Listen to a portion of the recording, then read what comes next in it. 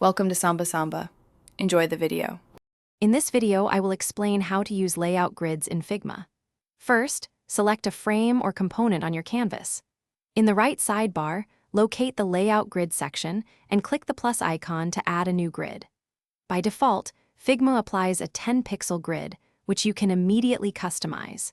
This initial step is crucial for establishing a foundational structure for your design elements, ensuring everything aligns perfectly from the start. Once you've added a grid, click the Grid Settings icon to open the configuration panel. Here, you can select your preferred grid type: grid, columns, or rows. For web and app design, columns are often the most practical choice, allowing you to define a responsive structure.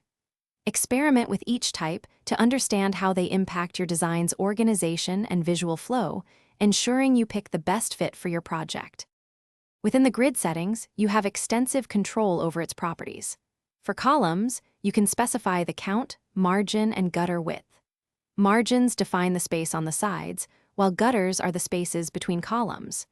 You can also change the grid's color and opacity to make it more or less prominent.